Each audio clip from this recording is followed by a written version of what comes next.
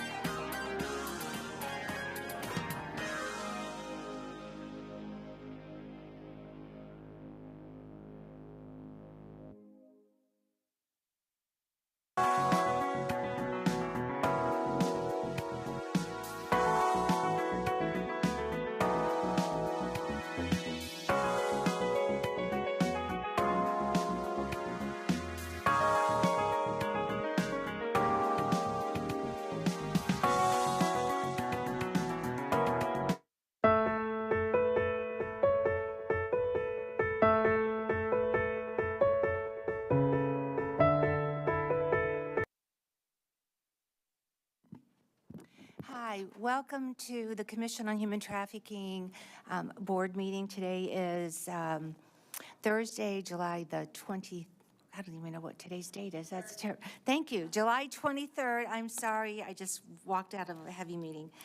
July 23rd. So welcome to the Commission on Human Trafficking.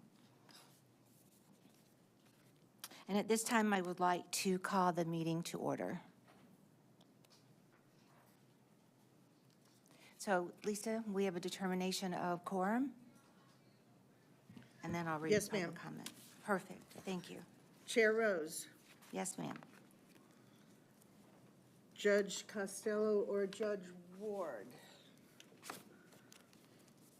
Commissioner Cepeda, Member Gonzalez. Here. Thank you. Major Bauman. Present. Member Aguilera. Present. Detective Scherer. The Honorable Lisa McLean. Here. Thank you. Member Klug. Here. Member Petrolak. Here. State Attorney's Office, Ms. Simon. Here. Thank you. Member Halsey. Here. Detective Wood. Here. Thank you. Detective Aguilar. Present. Detective Kelly. Here. And our new member, Victim Services Representative, Redefining Refuge CEO, Natasha Nascimento. Present. Thank you. Madam Chair, you have a quorum. Thank you. Thank you. And welcome, Natasha. Welcome. Yes, we're excited. Thank you so much. So now that we have our quorum, we are opening up to public comment, but please let me read this for a moment. The Commission on Human Trafficking has established a period at each of its regular meetings to allow citizens to speak. Anyone who wishes to speak virtually or in person during the meeting may do so by contacting the Commission's administrator, whose contact information is on the Commission's webpage on the county's website, hillsboroughcounty.org. The deadline for speakers to sign in is 30 minutes prior to the start of the meeting. All speakers who wish to speak are required to provide their name, email address, and telephone number. This information is being requested to facilitate the public comment process. The chair will call on speakers by name in the order in which their requests to speak have been received. Prioritization on the first-come, first-served basis, and all virtual speakers will be muted upon joining the meeting and will be unmuted after being recognized by the chair by name. The Commission respects the rights of citizens to express their options and concerns.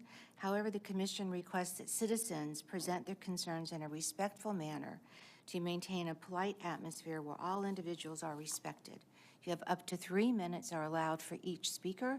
Comments should be directed to the whole Commission and not individual members.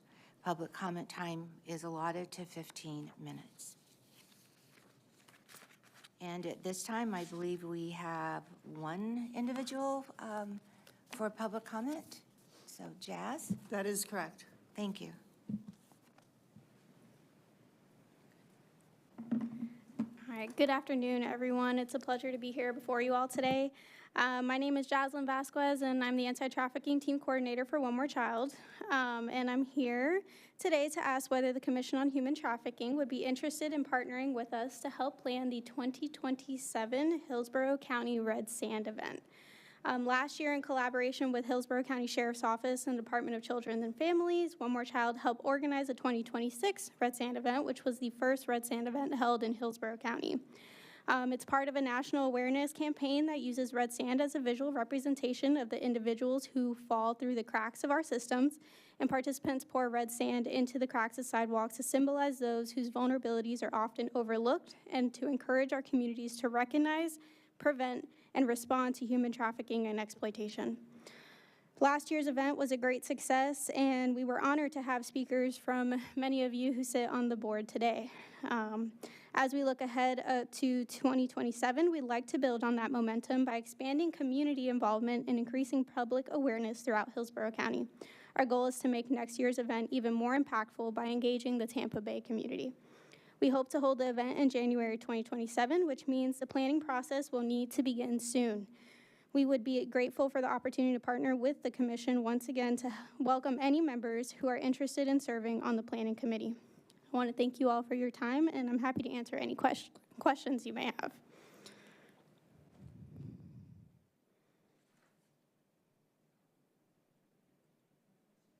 Questions? All right, Jess, thank you so much. Thank you, Thank Connie. you. Yes, thank you so much. And do we have anyone online by any chance that has just joined us for public comment? We do not. We have someone online, but she'll be speaking to one of the committee reports. Right, later. As part of the meeting. Yes, absolutely. Thank you. Thank you so much. So at this time, we're going to review approval of the minutes. So the recap, you have your minutes in your agenda packet.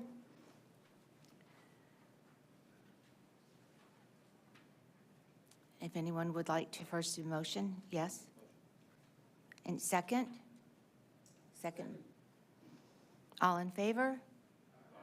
All opposed? Perfect. Meeting's approved from May. Thank you so much. And at this time, we have our agency partners. So we do have guests that are with us today. So I'm very excited to introduce Bishop Tony and Pastor Jeanette Samuels from the Lighthouse Freedom Center. And I believe they're joining us all virtual. Is that how they're coming, or?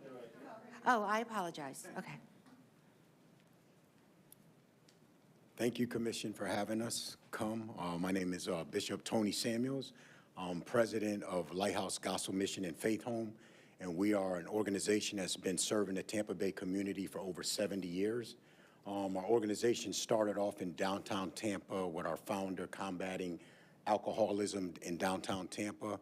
Over the years, it expanded, and now we're out in Riverview, Florida, and we have a 18-month men and women's program that's helping men and women come out of addiction, fentanyl, crack, heroin, prescription drugs, you name it. Our organization is faith-based, and we're seeing results, people being set free.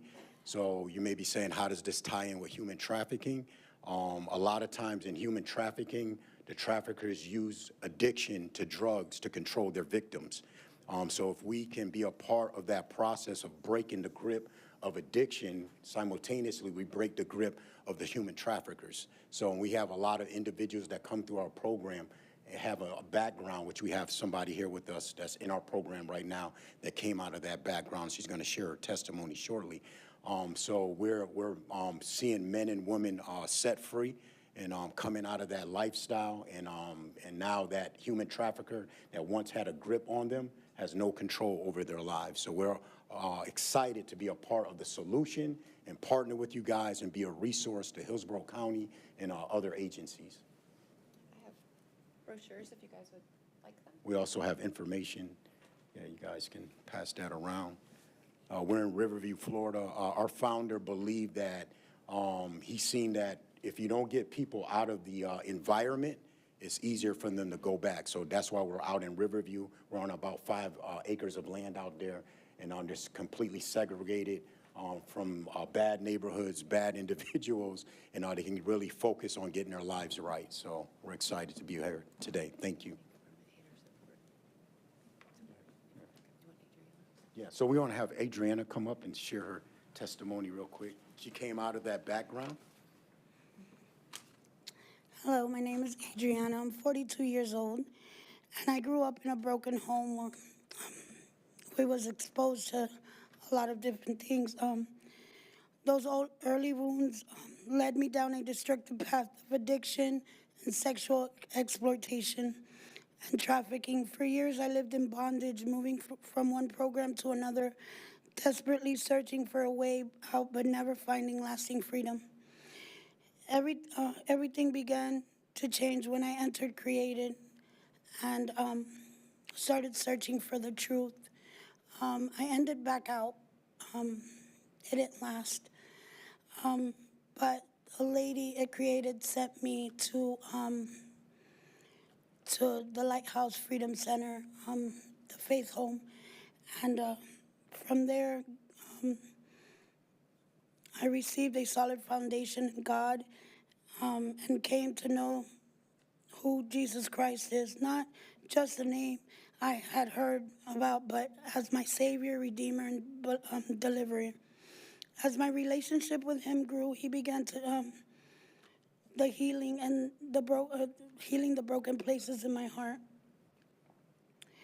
breaking the chains of addiction, shame, and fear, and showing me my true identity as His daughter. Today, my story is no longer defined by my past, but it's defined in God's grace. 1 week ago, my mother passed away. And because of my now solid foundation, I was able to provide strength and peace to be with her in her transition to heaven. And yes, heaven, because I was graced with the opportunity to lead her to salvation before she passed. I'm walking in truth and peace with nothing but thanksgiving belonging to Jesus. I was able to pray with her and for my family. What the enemy meant for evil, God has turned it into a testimony of hope, freedom, and restoration. I stand here today because of Jesus. Because Jesus changes lives. He changed mine, and He changed my mom's for eternity. He rescued me, restored me, and gave me a new purpose. I was out on Nebraska Avenue for 8 years. I did everything and anything to support myself and not get hurt in the process. This program, the Lighthouse, it saved my life. It's taught me to have a relationship with Jesus and with God, and not to look back, but to look forward to a hope and a future. And I know He'll never leave me or forsake me, because that's in His word. So I'm just thankful for this program that saves many lives. And I'm one of those lives that got saved through the Faith Home. Thank you.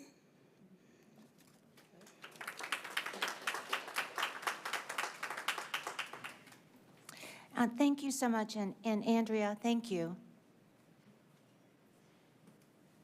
Andrea? Could you come up, you mind, please? I'm sorry. Thank you, thank you. I just want to really acknowledge you. Thank you so much for your strength, and condolences about your mom passing away last week. So what it takes to walk in here today, it already would have taken a lot before your mom passing. So coming in today, we are extremely proud of you. We are honored that you're here with us today and that you have shared your testimony with us. So thank you from the bottom of my heart and the entire board. Thank you so much. Thank you. You're welcome.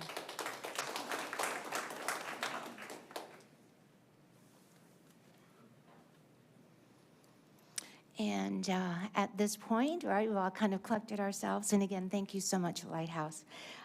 Rob, would you please, our steering committee report? Absolutely. Thank you, sir. Your steering committee met on June 25th. A quorum was achieved and maintained throughout the meeting. Primary actions by the committee include Survivor Ventures provided an overview of their survivor-led trafficking response service model that includes housing and rental assistance, employment, economic empowerment, and entrepreneurship. They shared that their programmatic outcomes included 80% employment retention and 92% housing stability. The committee also worked on their strategic plan. They reviewed and edited their strategic plan. They discussion ensued about keeping specialty court items on the plan or offering future support to the court, state attorney, and public defender's office if the concept were to move forward. The committee also reviewed a presentation by Dandelion Project. Clara Reynolds from the Crisis Center of Tampa Bay arranged for the committee to receive a presentation on the Jacksonville Dandelion Project, which is a survivor-informed multi-agency human trafficking response centered around the Jacksonville Everbank Jaguar Stadium and the surrounding entertainment district. The initiative includes awareness, enforcement, education, and an outreach component. The committee also reviewed their budget and funding status.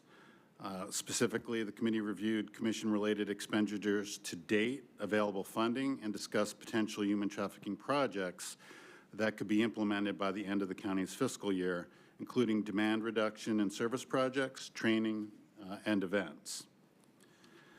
There is discussion about project tracking. Specifically, the committee received updates on current projects, committee project leads, and also discussed the need for more co-leads on those projects. The committee also discussed the desire to plan and execute a community awareness event and/or town hall before the end of the fiscal year. The committee discussed the status of the semi-annual human trafficking report, which was scheduled to be delivered to the Board of County Commissioners on July 15th. Members provided a vote of confidence for Chair Rose and requested that any members that were available attend that presentation. And I'm happy to report that Chair Rose did an outstanding job delivering that report, and we had several commission members supporting her in that effort. There was also discussion regarding the current status of the marketing and social media campaign with FKQ.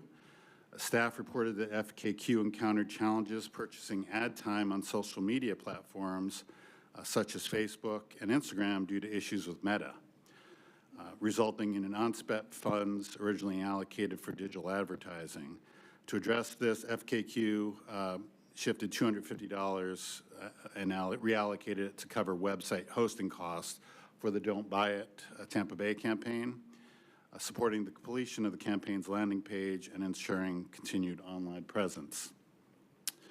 There's also discussion regarding the vast number of projects that the commission is working on, and the committee approved up to $5,000 for evaluation and possible purchase of project management software for Ms. Monteleone to better manage and track those numerous simultaneous projects. The committee received an update on the emergency phone program through the Crisis Center and subsequently approved $2,000 for additional phones and SIM cards for the Crisis Center. Discussion ensued regarding training funds, and they discussed options for allocating $20,000 for community training, and there would be further discussion at today's meeting about that. And then as far as next steps, Ms. Monteleone was asked to perform due diligence on training options, planning for a community event, and strategic plan edits to be finalized in today's meeting. And that concludes the overview.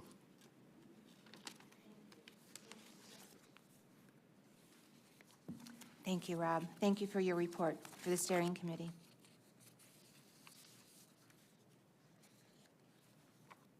And at this time,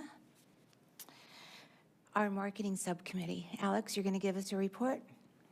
I will. Thank you so much. Sure.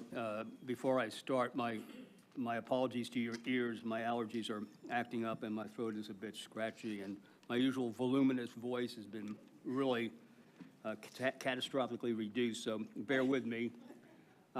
We did meet on July 6th for a media and marketing ad hoc committee subcommittee meeting. We, from 30,000 feet, I'll give you the overview, discussed the social media paid ads issue that Rob just referred to, and to which we'll have a recommendation for the full committee here. We then discussed media guidelines, both in terms of what best practices might look like, and also accountability metrics, particularly what we're going through currently in this current economic environment. We wanted to make sure that anything that we do media-wise, impression-wise, and results-wise is really accountable and transparent. So we discussed that, and that just resulted in tasks, not a recommendation. And then we talked a little bit about branding, specifically the COHT co-branding with the county, and whether that would be permissible under what circumstances. And then, of course, we discussed very briefly the Friends of the COHT project. We spent most of our time on the social media paid ads issue, and luckily for, like I said, your ears and my voice, Alyssa is online with FKQ to fill in what will no doubt be sizable gaps in what I tell you. But since about April, the campaign has been disabled. We've taken it down, or we've stopped it after just a short test run, primarily because we detected, or FKQ detected, that the comments could not be disabled, and we did not want to have a comments back and forth. The intent of the ads is to be educational and awareness, not to really develop a conversation, and we were concerned that it would not work that way. after numerous, and Lisa can come into this anytime she likes, but after numerous attempts to escalate all the way through Meta, and by the grace of God, somehow they actually spoke to human beings, but they got to a level of impedance where it just wasn't going to change. Evidently, disabling comments is something that is only allowed for pharmaceutical companies and pharma in general. No particular reason why, but they took it as far as they could, and it did not seem like there was going to be any kind of policy change within Meta to accommodate us. So alternatives to how to spend that money in the event that we did not want to proceed were discussed. And just very briefly, we did discuss perhaps allowing some influencers to kind of run with the account and try to develop some following for us. We also discussed the idea of maybe channeling some of the money to grocery or a grocery store, gas station, TV channels. You walk in, you see these things at the grocery store, et cetera. Our concern after discussion was the impressions just wouldn't be there. It would be a very select and narrow market. We're concerned about losing market share, if you will. We were concerned about losing the number of impressions in our outreach.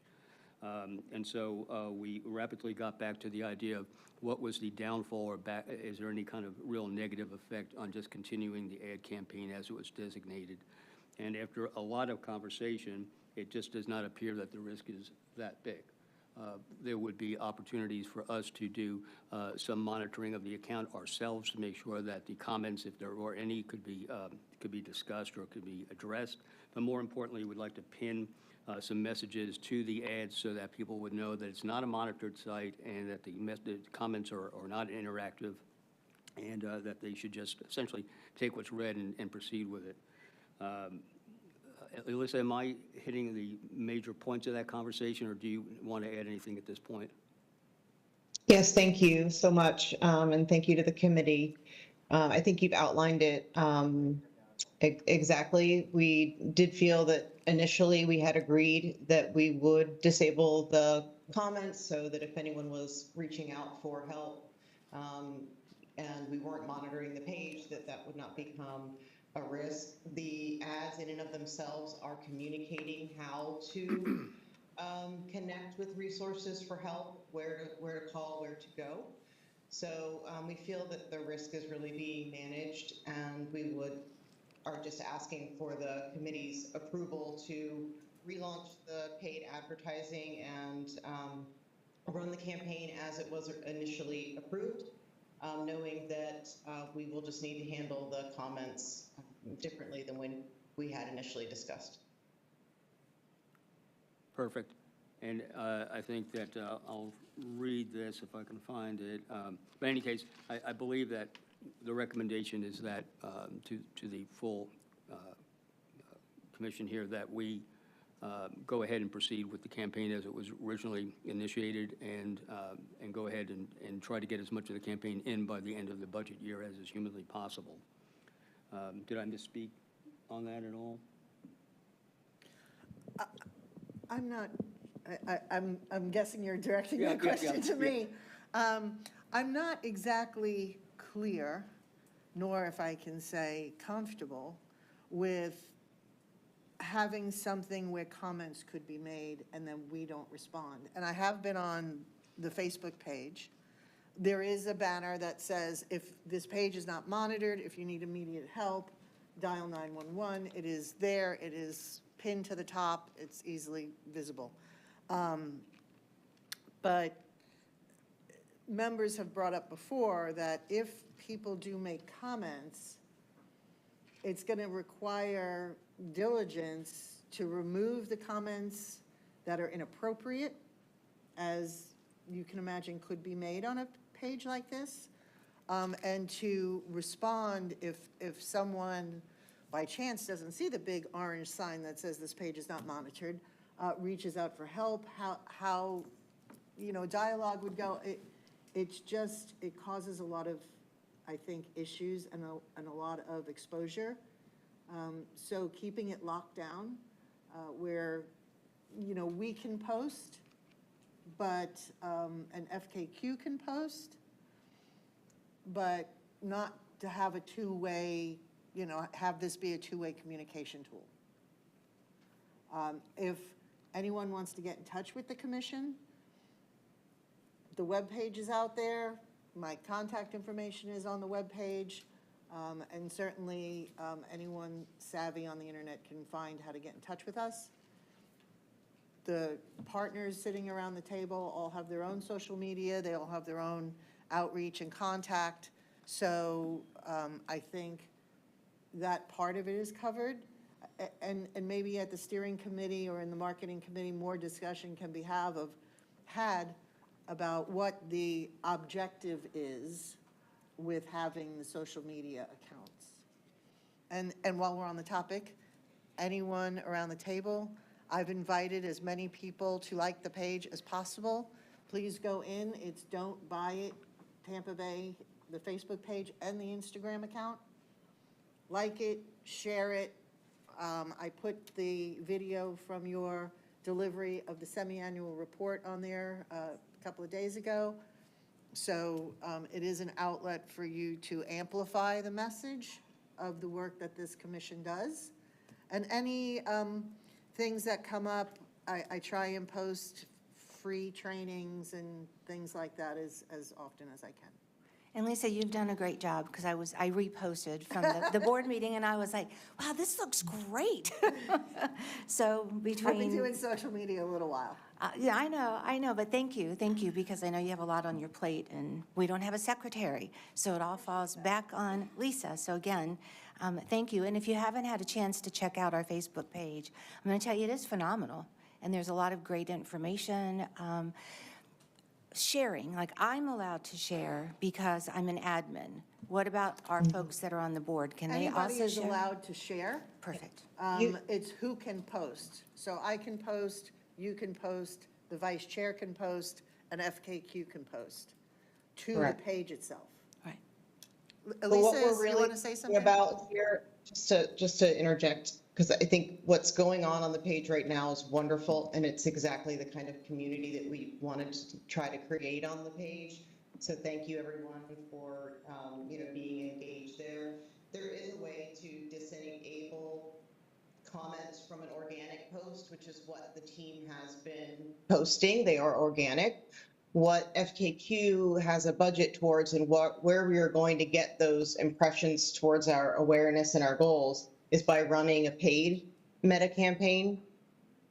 We have not tested running the paid meta campaign, so we do not know if people will make comments or not. Currently on the organic post, we're not seeing many comments, so it really does make us feel confident that the nature of the communication is not asking for commentary. It isn't looking for engagement. It is really telling them where to report activity, and that place is not on Facebook. So I think it was just specifically towards, and maybe it's just that the committee feels comfortable with us running a test. We could run a test for a week or a few days of the paid ads to see if there is any negative commentary or anything that we're not happy with. But it was really the paid portion of the campaign that we were wanting to focus on getting up and running.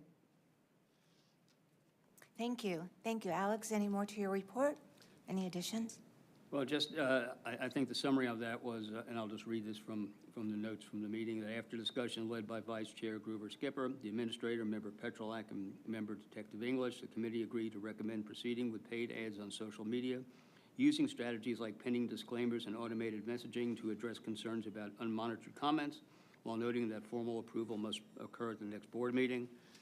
We discussed the risk mitigation strategies in this now, and there will be a request for quantifiable metrics for the campaign success. It'll probably take 60 days to have enough time to really digest that, but that's the intent, again, to be fully accountable.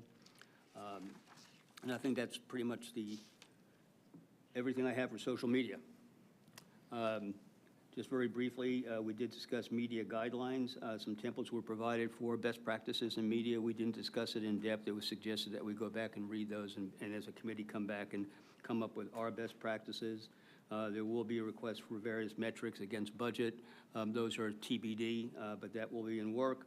And as far as branding goes, and perhaps Lisa, you'll help a little bit in this part of the conversation, we did discuss the opportunity for co-branding with the county. The difficulty with that is that their branding standards don't really allow for groups like ours to be branded directly. In the past, evidently, there was some attempt at the co-branding, but it was not through the channels that are typically permissible. And so I guess it was outside the norm. As an alternative to that kind of co-branding, we did discuss very briefly the opportunity to do a Friends of the COHT type of approach that would help us with events and other matters, and that's also an additional task to be developed over time. I think that covers just about everything. Yes, and if I may, as you mentioned, the moving forward with the paid ad campaign would require a vote of this body to move forward. Do we have a dollar amount? I know we discussed it previously. Elisa, can Yes, you run the number? Yeah, we went back and evaluated. Everything else is running, so great news. The campaign is definitely up and running. We're really only speaking to the paid social. And right now we have $20,492.17 available for activating that channel. If the committee does not approve the social, we would look to reinvest those funds in another channel, as Alex had mentioned, possibly the gas station TV or the grocery store TV or another channel where we're getting that type of impression level. But I know there was strong desire from Dottie, who couldn't be here today, to really activate within social media. So I just want to be clear. So we have $20,417 budgeted. $20,492.17 allocated. Mm-hmm. Perfect, thank you. So at this time, I'd like to open it up for conversation, discussion. We have $20,492.70 for our paid social media ads. And then we've also talked about other avenues. Natasha? I have a question for Elisa. The paid ads versus the boosting of a post. So you're still paying when you boost a post, but you do have the ability when you boost a post to disable the comments. So is that something that we've considered? We have tested that, and unfortunately Meta has changed their policy, and we were unable to disable the comments even on a boosted post. That is kind of how we ended up back to you today. Did they, just curiously, did they give a reason? Because on our specific page, my organization specifically, it's not, we still have that feature. So we can boost a post and disable the comments on a boosted post. So did they give, sort of how is the account set up? What we were told is because it was my understanding, and I'm not the technical expert here, but because it was a new page and this, you might have been grandfathered into that option. But Aubrey, feel free to jump in. I know you were involved in speaking with the Meta rep. We've escalated this issue all the way up to our Meta rep, and they're aware that we're trying to disable the comments on a boosted or a paid campaign. And we just kind of hit a wall with them, but they tried to escalate it up the ladder. So in the future, they might come back. I'm interested to know how your page is set up, however, to see if we could go down a similar avenue. We just didn't have the ability with our Meta rep. Okay, thank you. Thank you, Natasha. Thank you. Additional comments, questions, allocation, et cetera? Yes. The automatic messaging you were referring to, is that something that happens after someone posts? Is that like a response to a post? Yeah, so there is an option if someone, they see our ad, they post a comment. There is an automated response that would direct message them, so it would end up in their messages section. And that message could, reinforce this page is not monitored. Please, go here to find resources, dial this, etc. They would just need to have their direct messages enabled and, be able to go in there and look for that. But that is an option. Okay. And have we developed a response? We have only developed a response as it is pinned to the top of the page, and it was more of a graphic response, so we would just need to communicate that in more of a text form. And if you recall, the look of the ads, the nature of them is directing where to report activity, which is a little bit of a safeguard as well. Okay, thank you. Mm-hmm. So from what I'm hearing is you've pretty much covered every base that you could cover. It would be great to have a conversation with Natasha from Reading Finding Refuge, how they're able to go into the back end and run their Facebook ads, boost, et cetera. So if we could possibly either have you join the next FKQ meeting, the marketing team, and with Alex and everyone, that would be phenomenal if you would like to do that. That would be great. And then you could be really involved in help push us along, because we're kind of all in the dark. Just meaning we don't have an understanding of Meta, and you have a great understanding of all of that. Thank you. Thank you so much, Natasha. So again, we're back on to the conversation. We have, $20,492 going to a specific social media. Do we want to have a conversation of splitting it up, or Lisa, for us to give them some options so that they don't have to keep coming back to us for approval? Right, so the FKQ dollars is under contract. So they have within their budget that was already approved by not only this board, but the Board of County Commissioners. So the $20,492.17 is part of the money that's already approved. What's being asked is for this body to yay or nay, up or down, to pursue the ads. And if it's a no, we don't want to pursue the ads, then they can take that money and invest it in another marketing strategy through another channel, as industry speak has it. Right. So really, it's the decision is, do you want to do the ads or not? Just to simplify it. If you do, they'll spend any amount up to the 20,000 and change they have. If you don't, they'll take that money and move it elsewhere. And I'm trying to show you, I don't know if you can all see, maybe you can see in the monitors, except the closed captioning. I was going to say closed caption is in the way. There you go. So that's what the top looks like, where it has, this page is not monitored, you need help, call 911. So that's what the vote is for, is yay or nay, do ads, don't do ads. Thank you, Lisa. Alex?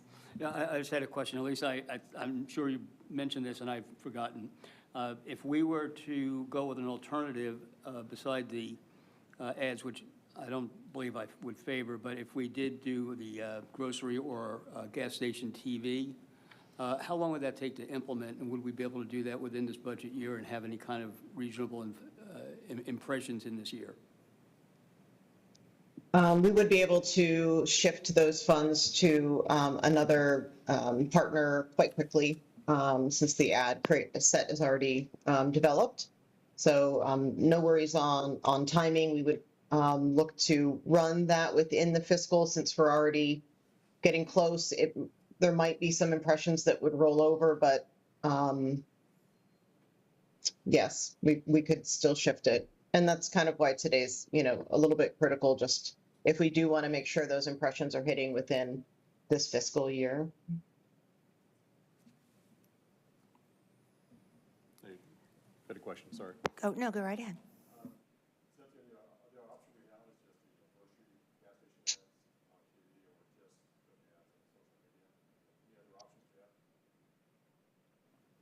Those are the two discussed at the meeting that were presented by FKQ. But perhaps, Elisa, is there anything else that perhaps we would have beside the grocery store and the gas station ads? Yes, we would probably revisit some of the channels that we're already running in, since we have negotiated deals kind of already with them, and see if they could extend those campaigns or, just build more impressions within them. So that's would be, we have outdoor running with Clear Channel, we have bus sites running with Heart, we have ads running in the airport, and we have our carvertized cars, our rideshare cars. And Aubrey, tell me if I missed anything. Just the outdoor billboards. Yeah. And I apologize, I'm just not sure of this answer. Is this for demand reduction, or is this to direct people to resources, or both? This is to direct them to our Facebook page, which then redirects them to resources. So and it's then information. specifically for the Facebook page, to grow the social media Our presence? social media, Instagram and Facebook. Okay. It's specifically to reach people who may be targeted or victimized within a social media environment. Any additional conversation? It's not conversation, but could I make a motion? Okay. Being a part of all the steering committees and the conversation with the media stuff going on, I would file a motion to go ahead and move forward with the paid ads.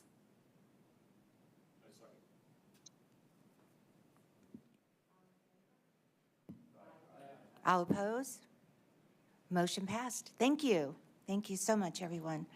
Thank you, FKQ, for always being there, answering our questions, and the incredible work that you do for us. We're extremely, extremely appreciative. So And I do want to clarify, I did misspeak. It doesn't say call 911. It says this page is not monitored. Dial 211 if you need immediate help.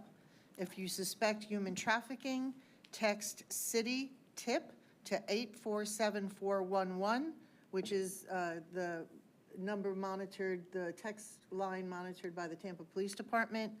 And it also says visit crisiscenter.com for additional resources.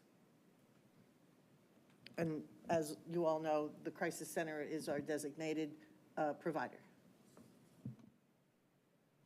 Perfect. Thank you, Lisa. And I like that it has those two different numbers that they can call and receive resources, and a multitude of resources, not just resources directed totally to human trafficking. So thank you very much.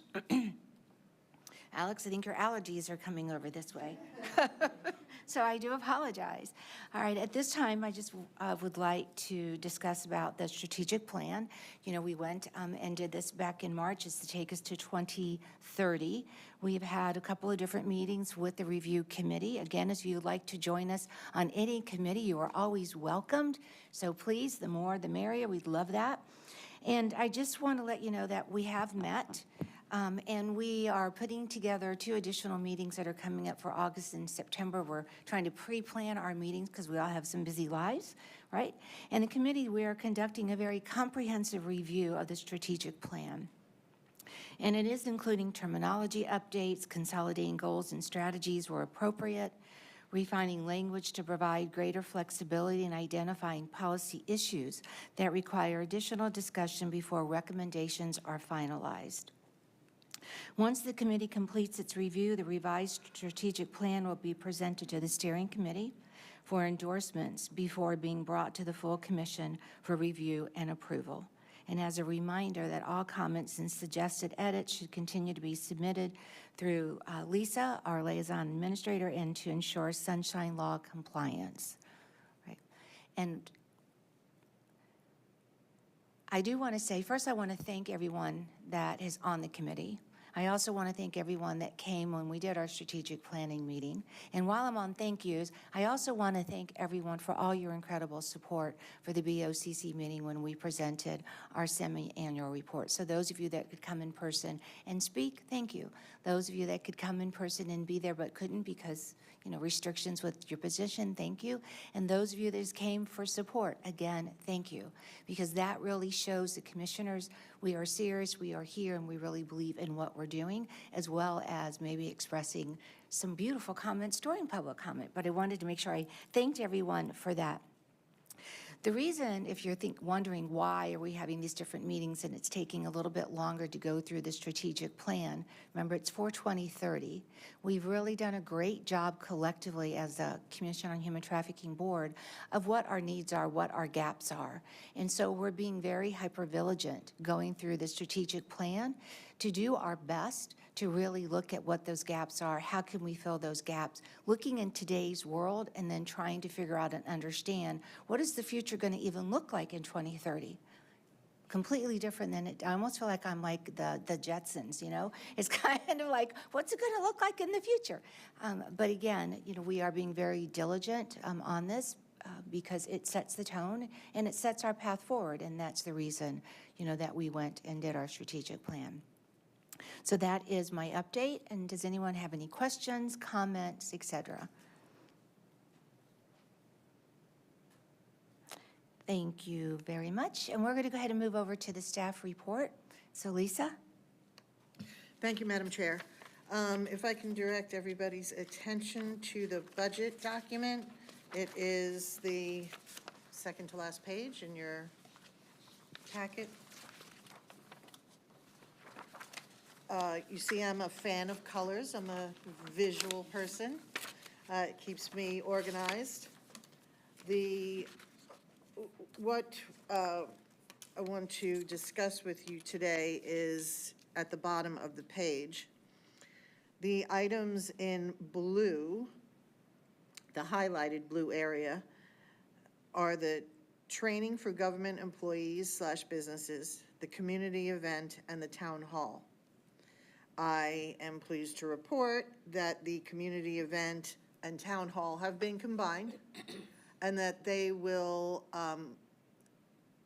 cross fingers and everything works out. Thank you to the Hotel Lodging Association. Thank you to someone who's not here today, but Santiago and Jolyn Loki from Visit Tampa Bay. But we have secured a hotel venue. It's in Ybor City. That is going to host the meeting at no charge for the venue. The details are still being worked out for food and logistics and all that kind of thing. And that dates that are being considered are September 16th or 17th. So more information will be forthcoming on that. So that expenditure is in process. The training for government employees is also in process. I had to file an informal procurement questionnaire with our procurement department, and that is running through its course. And looks like we will have animal control and our code enforcement officers go through that training. It will be in person, and it will also be in September. Where, when, and who will be conducting the training will be after it runs through the procurement process, so I still don't know. Hopefully mid-August, if everything goes as planned, we will know about that. I do want to read into the record some comments that the Vice Chair had provided in writing to me to be read into the record on the different budget requests. She apologizes for her absence. However, she is participating in the Florida Massage Board hearings. Under staff report, her remarks, again, thank you to Jolyn Loki. She has disclosed it is Hotel Floor that is providing the venue and donating the space. So thank you to them as well. I already said the potential dates, September 16th or 17th. Regarding county employee training, I understand this is currently in the procurement process, and I fully support training for as many public-facing employees as can be accommodated, and look forward to hearing more about this procurement as it progresses. Funding requests. As you saw in your packets, there is a funding request for Seminole Heights Community Clinic. Her remarks are, it is to my understanding that the Seminole Heights Community Clinic is a project of, and I apologize for my mispronunciation of Spanish words, Ministerio Mujeres Restauradas por Dios, led by Nancy Hernandez. I am in support of financially assisting this initiative. I would like to have a trauma competent system in place to track the victims of human trafficking that utilize their services. I would recommend an invitation to have Ms. Hernandez back to this body to report on how many human trafficking victims were served through the provided funding once the clinic has seen a fair amount of patients. The last remark I'll save until we get to that item in the budget. So does anybody have questions on the training or on the community town hall event? No? Great. If you do have a question that comes to you afterwards, feel free to reach out. Most of you have my cell phone number. You all know how to contact me by email. The Seminole Heights Community Clinic will require a vote, discussion, and possible action by this board. So you were provided with the statement of need from the organization. They are asking for just under $10,000 to fill a gap in getting the clinic up and running. And if you were here at the last board meeting in May, you heard personally, or if you reviewed the video, watched the meeting, you heard the report or the presentation by Ms. Hernandez about the work that she does and about the clinic that they are embarking on.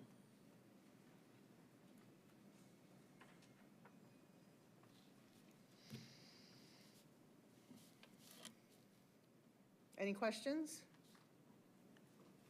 I believe they're taking a moment to review the documents. I know, I And thank have an you. aversion to dead air on I television. know you do, I know you do, and I don't want to, and then people are trying to concentrate and you talk and you can't concentrate. So I do have a question. So as you are reading through this, as Vice Chair River Skipper mentioned about having some kind of accountability built in, some kind of systems built in, so that we really can see how many human trafficking survivors, victims that they do serve, because that is not their primary, right? We understand that is not their primary, and this is about opening up a clinic. And when's the clinic going to be open up? So it is also going to be in this fiscal year that the money can all be used as it needs to be used. So maybe that's my first question. Yeah, the funding would be provided this fiscal year. The clinic, as I understand it, is underway.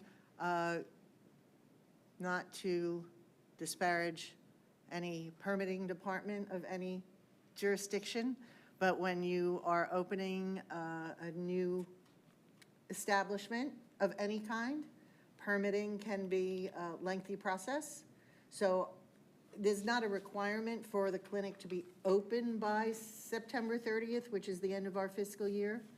The funding would be provided before September 30th, the end of the fiscal year, so that they could continue work on opening the clinic. And from what I understand, the location on Nebraska Avenue does see a fair amount. And Ms. Hernandez actually spoke about the number of potential human trafficking victims visit the clinic and the reasons why they do so. And I not to put any spotlight on Ms. Gonzalez, but she did ask Ms. Hernandez some questions, I think, in that regard, in May. It's been a moment, so. I know, it was May. Memory. Any more discussion? Yes. I'll make a motion to approve the funds. All in favor? All oppose? Motion is passed. Thank you very much, members. The final funding request that we have received is in support of an initiative that is consistent with the Commission on Human Trafficking Strategic Plan and some departmental initiatives that are in progress. I will also make a motion to approve those funds. In the amount of, $2,000.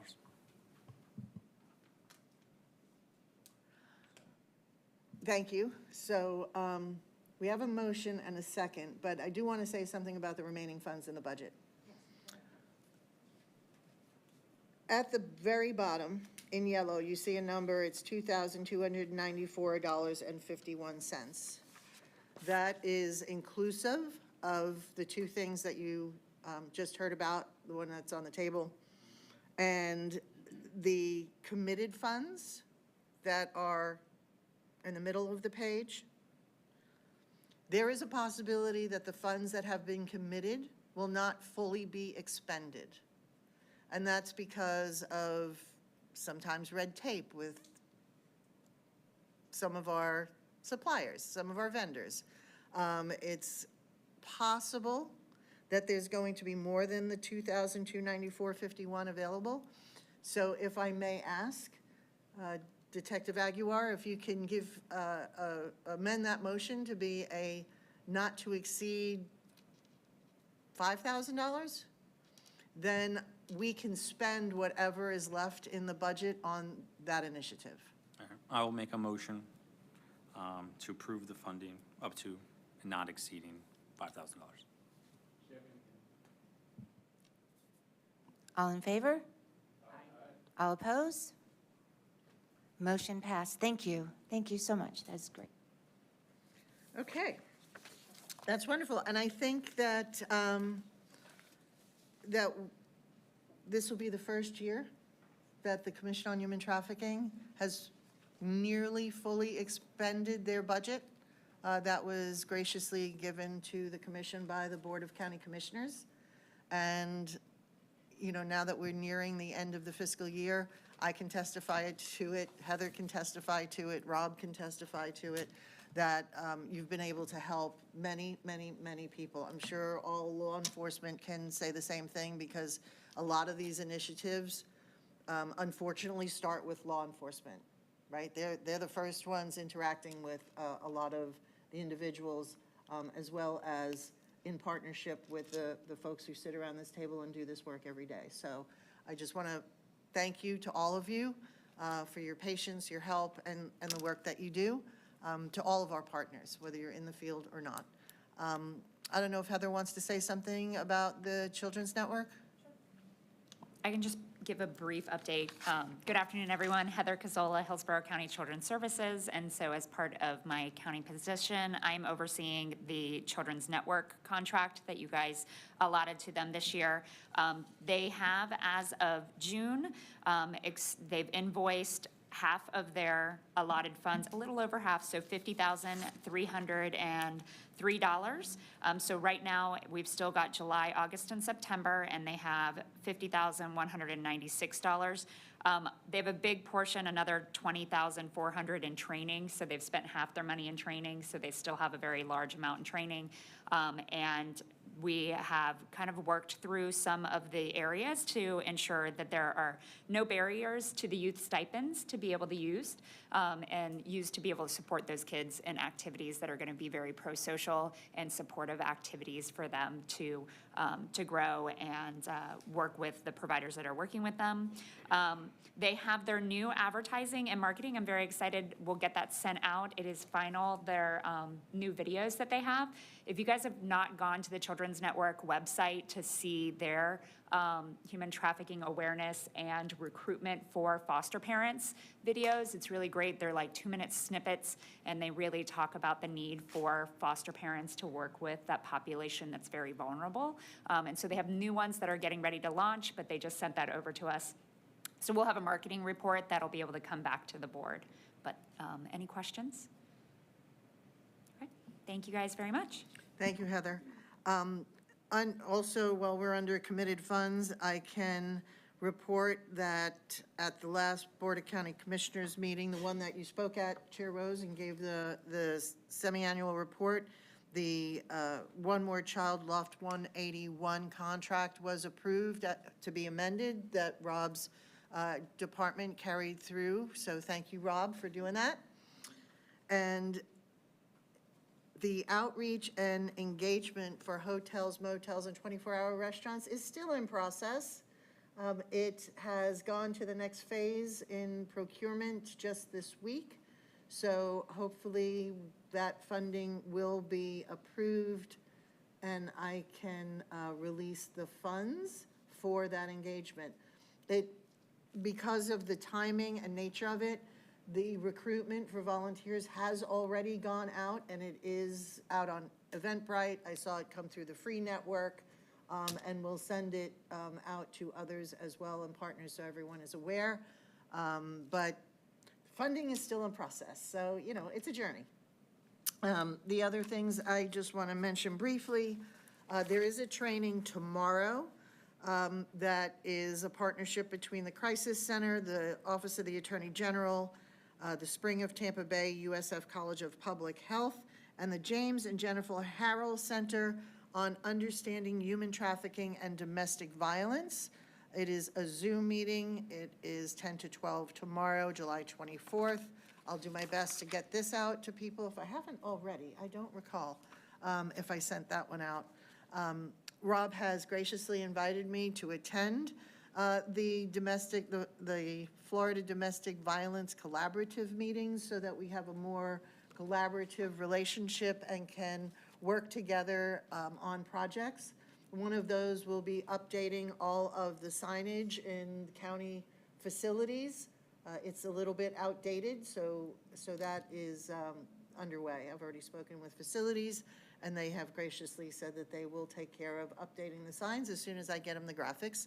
I do also want to mention that we have another new face around the table.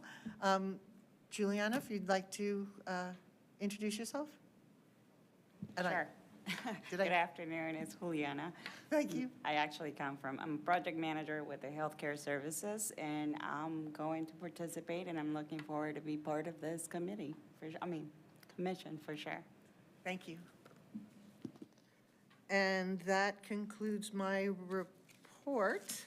Oh, I did want to say that I said I'd hold this remark from Vice Chair Groover-Skipper till after the vote, but she is in support of the recommendation of not to exceed $5,000. She said $2,000 to $5,000. So she was in line with what was made, to be directed towards specialized law enforcement initiatives that seek, find, and recover victims of human trafficking. And that leads me to another email that I received. I will share this information with our agency partners. It is from the Department of Children and Families that Heather works so closely with, and they have a lot of courses that are online that are free for agency partners. They're not so much open to the general public, but there's one that caught my eye because it's a subject that I haven't seen a lot of trainings on, and that is disability and vulnerable population trainings. And one of them is human trafficking and persons with disabilities. That's not a topic that I've heard a lot about or discussed very often.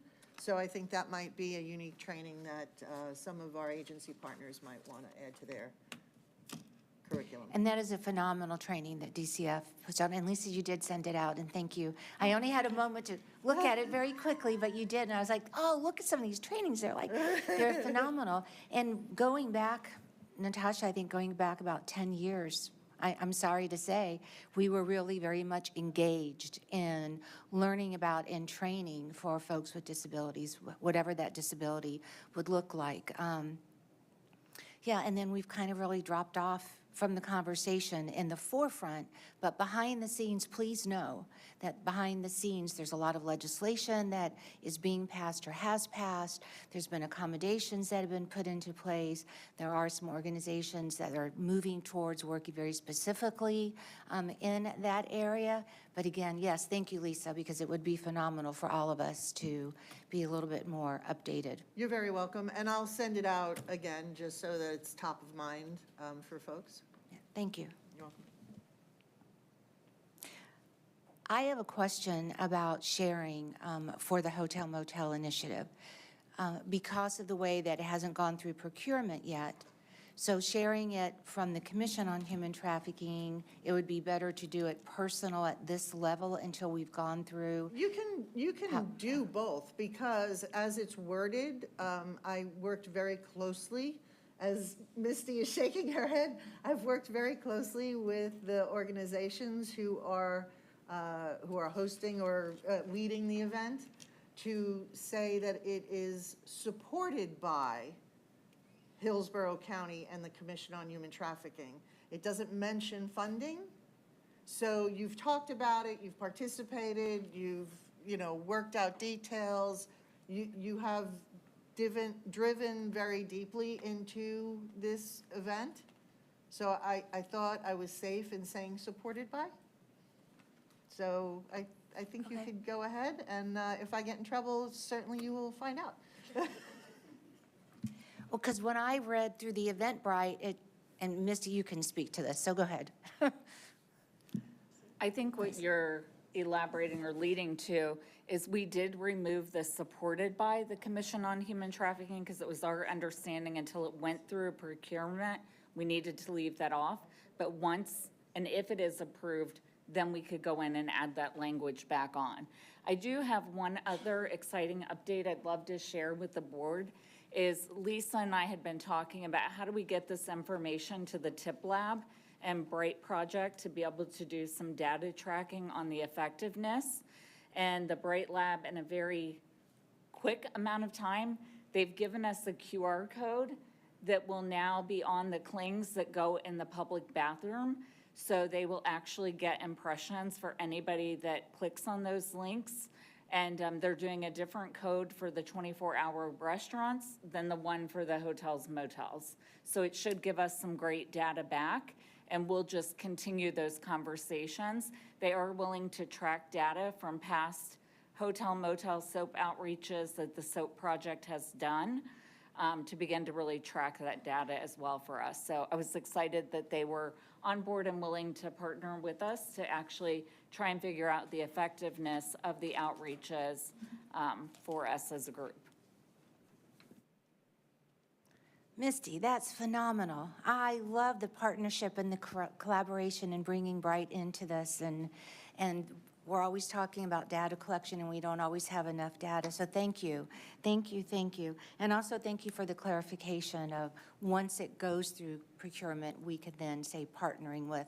So I sent one out yesterday, okay, and on Facebook, and I really just kept it very generic the way that you have it, something about, yeah, it's about Sailor Freedom and with the hotel motel, and that's in support of there. So thank you, thank you. And we'll let you know as soon as you can roll it out, that it's from the commission. But please, by all means, you can start getting the word out, because it's 150 total, Misty, volunteers? Yes, we're looking for 150 volunteers. So if any of you that are on the board want to come out and join us, please do. I would recommend carpooling or coming really early, because I've been advised there's another large community event going on this weekend. So for parking, please come early or carpool. But if you are interested, please come out and join us. Do you want to mention who is hosting the breakfast and the? Yes, I would love to. The Hillsborough County Hotel Lodging Association, along with, sure, I'm going to drop it now. Embassy Suites downtown, thank you. Downtown Tampa, Center. yes. They are the ones actually hosting it and providing the breakfast. They've been instrumental. They have provided lodging to our survivor and her husband that are coming in to conduct the training and the outreach. So we're very grateful for them doing all that. Definitely saved the commission a lot of money by being able to have the venue donated, the breakfast and the lodging for Teresa Flores and her husband. So Thank you. And again, partnership. It's like, I'm loving this, the way everything's coming together and everyone's partnering together and et cetera. And by the way, you can park around Ybor City and grab the trolley and take the trolley into downtown. That is an incredible alternative. visit Tampa Bay. Did you like that little plug? Anyway, but it is, it is really, truly a great way. And the other thing about that, taking the trolley just for a moment, is along the way, you will get to see different pockets, different areas that unfortunately trafficking is occurring just because it's kind of, out in the streets in certain areas that you'll be going through. So thank you so much. Thank you. And I would like to encourage every one of you to come and join SOAP. It's a Saturday morning. It is an entire day. Saturday morning is a phenomenal training by Teresa Flores. And then there's some other different events that will be going on. And then in the afternoon is when the teams go out. And I will tell you, if you've done street outreach, that's phenomenal. When you do a SOAP outreach, it's completely different and over the top. So just would really love to encourage you. Misty, I know that there was a conversation also about event tables, about organizations being able to bring their awareness. Thank you, Connie. So we are opening it to any nonprofits or vendors that would like to set up tables. You can email me directly if you're interested in doing that, and I will connect you with Teresa. But we will have some tables set up along the wall in the conference room. There's not a fee to table at the event.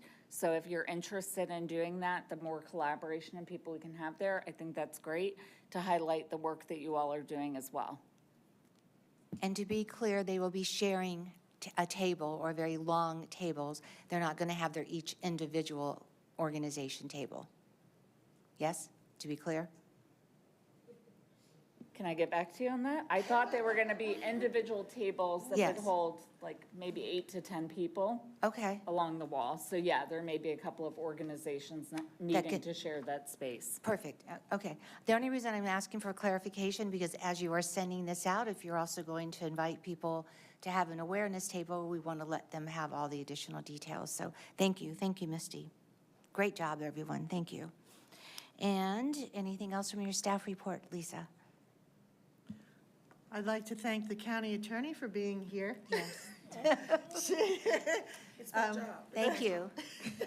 She's very humble, but she and I spend a lot of quality time together, and she doesn't get recognized often enough. That's okay. She speaks for me. Yes. Yeah. Absolutely. Thank you. Yes, no, and thank you. And thank you for being here and indulging me when I have questions. So I do appreciate that extremely. And for, the commission at large. Yes, so thank you for that. Any membership update at this point, Lisa? That was on the agenda, and I skipped over it. It's all right. We are waiting for the Tampa Police Department to name a person to take the vacant seat that they have. And I think I announced Captain Malave, am I saying that? Malave. He is from Temple Terrace. Hopefully he'll be joining us at the next meeting. Not that we don't love having the Detective Kelly here. And we spoke about Natasha.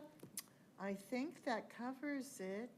Oh, State Attorney's Office, I think we're still down one member from the State Attorney's Office. Thank you, Ms. Simon, for being here. I know you have a hard stop at 2:15, and I think we're going to be right on that money.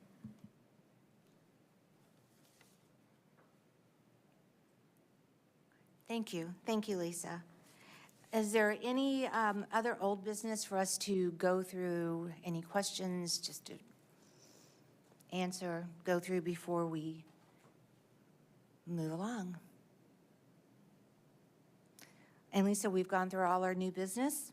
Yes, we have. All right, and then we have, as you always know, Lisa on the bottom of our agenda does add what is coming up next, basically meaning what are the different meeting dates. So we have the steering committee that will have our next meeting on August the 20th, and then of course our next full board meeting is on September the 17th. I do have a question about that, Lisa, for the training. So code enforcement training. We don't have dates yet. I'm sorry, it wasn't for the training. I do apologize. For our community event town hall meeting, we're looking at Either September 16th or 17th. Mm-hmm. We have our board meeting on the 17th. Are we going to try to coordinate around our board meeting I don't know changed. what the time frame is. I thought that they were looking at an early evening event so the public can come because yes. having it during the day limits attendance. Yes. But it's Vice Chair Groover Skipper that is leading that charge, so I'll have to check with her.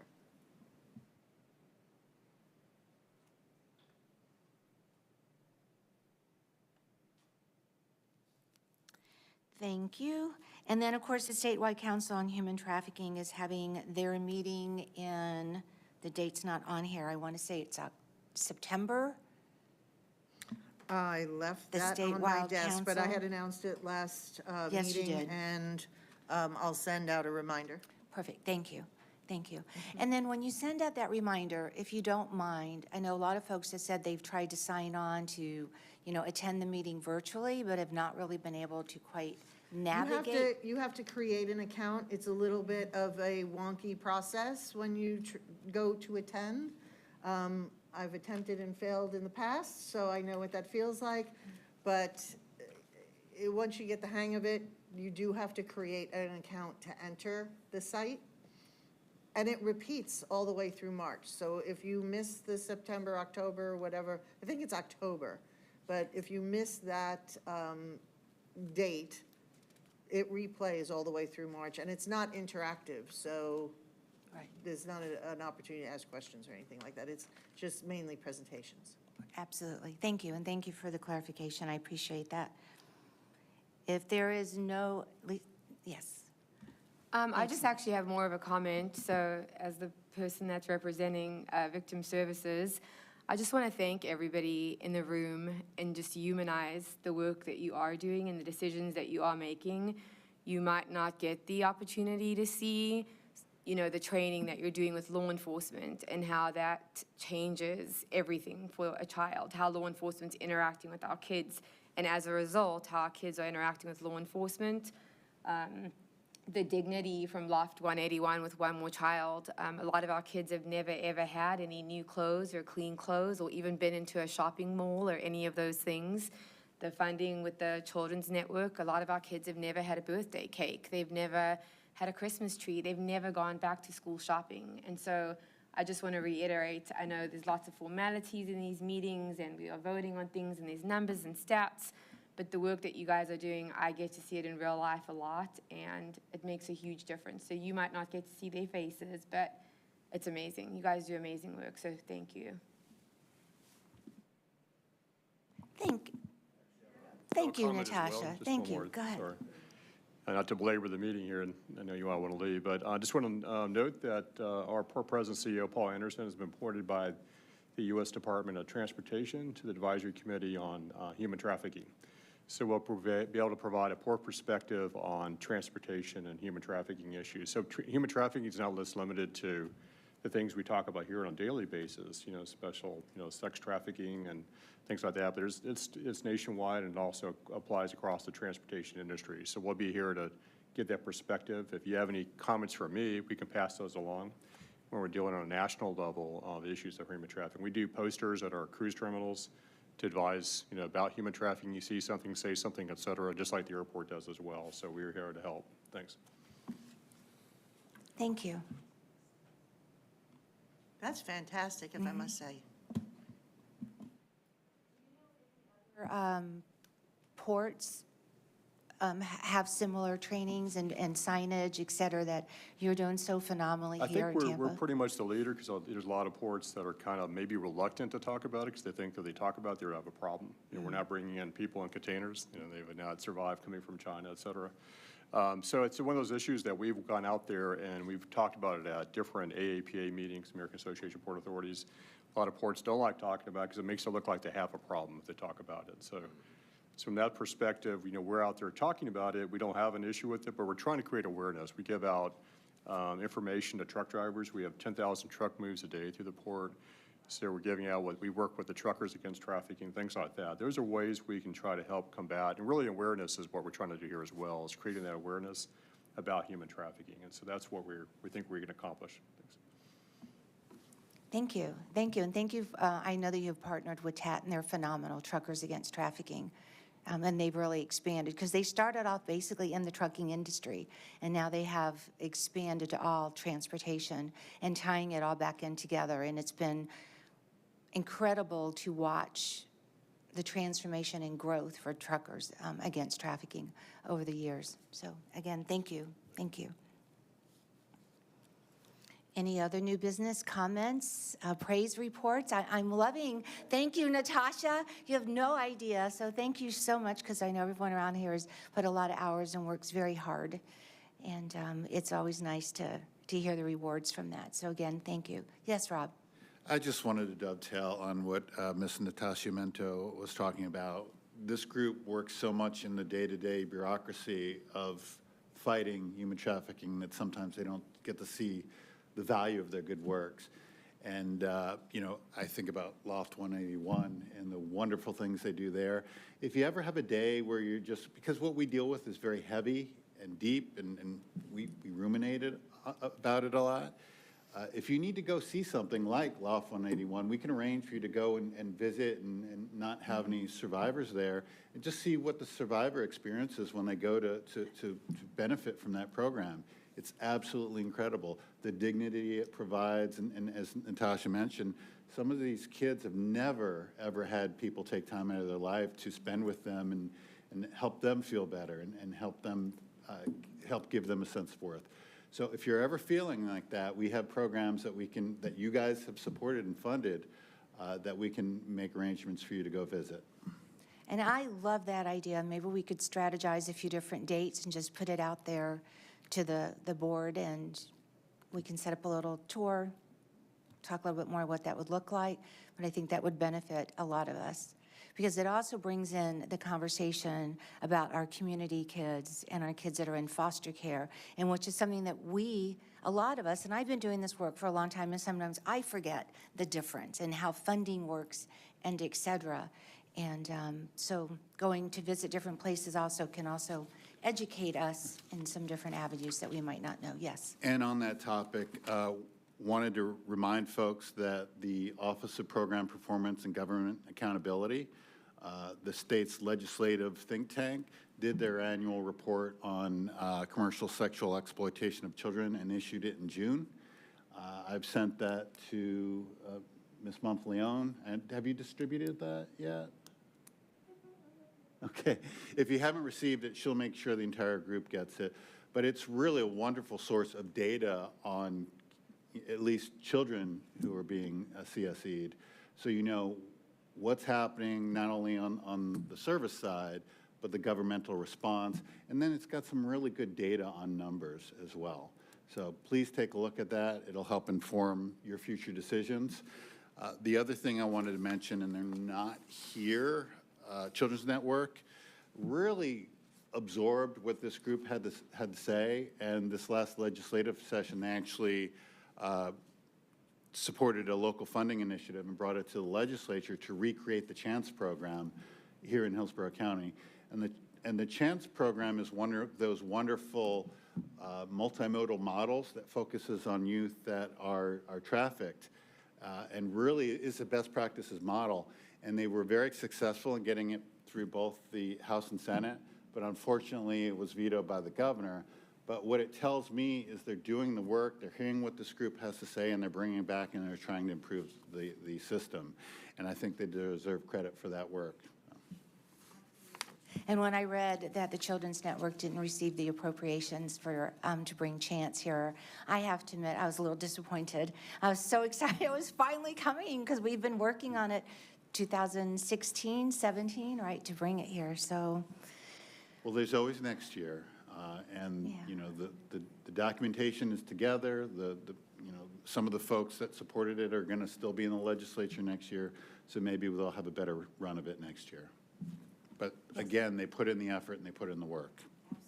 Well, just to piggyback off of what Heather had mentioned about the ads for foster parents, for those of you that don't know, the Chance program is a parent-based model, a foster parent-based model. So a lot of our kids do not do well in group care settings, but they do extraordinarily well in parent settings, in sort of traditional home settings, which is most kids do.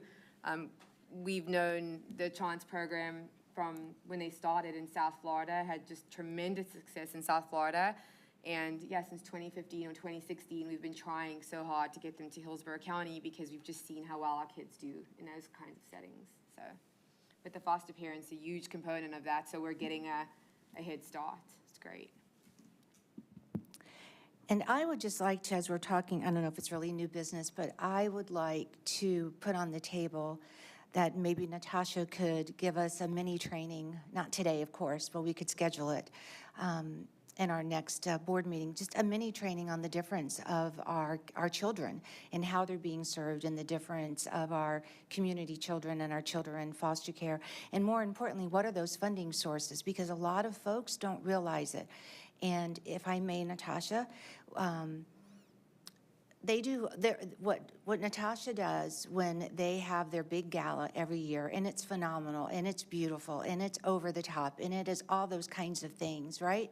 But it's also about living the fairy tales, about letting our children know that they can dream this beautiful dream when you walk in to their fundraiser. But the reason that I bring that up is that fundraiser, from my understanding, so much of that money is going to the community kids, because there's not funding for our community kids. And so I just want to remind everyone that, you know, when you see an organization doing phenomenal galas and all these other things, and, you know, what is the thing behind it? I know for Reading Finding Refuge, it's really about creating what children's imagery in life and childhood should be about, but as well as just really driving what's going on and the difference, you know, and that we do need that funding for our community kids because it's not there. And Connie, we have some newer members that maybe don't understand the difference between dependent kids and community kids. Can you talk a little bit about that? Yes, quickly, yes, thank you, thank you. Well, our dependent children are children that are in the foster care system, so they've already been removed. They don't have a custodian at this time other than the state. And obviously our kiddos that are not in dependency care are what we refer to as community kids. In having a conversation with Connie, and I would love to do a mini training with the board, but in the state of Florida, if we have foster care children, we have very strict statutory sort of regulations and requirements about how we handle maltreatment codes for children that are in foster care. We don't have those same obligations to our community kiddos necessarily. And so, interestingly, on our census this year, we had 2/3 of the population that we served were community kids. So these are all maltreatment codes that are coming in that hardly anyone's ever going to hear about. In fact, I'd be curious to see if the OPAGA report included community youth, because that is a very big problem for our community. And there is no funding mechanism attached to those children. So if you have caregivers that want to hold on to these children, that are willing to care for them so they do not come into our foster care system at all, there's no resources for those families necessarily. They can't reach out for supports. And so a lot of, not just our agency, I'm sure plenty of agencies, is they're getting creative in how they're fundraising so that they can support those families. You can pay for a home study. You can give wrap services to families. And so a lot of what we're trying to do, frankly, is act as a diversion provider so that we have less and less kids that have trafficking maltreatment codes come into the system of care to begin with. And again, we've been doing this for 16 years. This year was a record high for the number of community kids. I want to say, yeah, 2/3 of our whole census were community kids, which has never happened before. So, and Heather, I see you shaking your head over there, because you know. So. And thank you, Natasha. Thank you so much. Any additional new business? Like to make a motion to adjourn? You make a motion to adjourn? You are adjourned. All right, we are adjourned. Thank you so much, everyone. Have a great day. Thank you.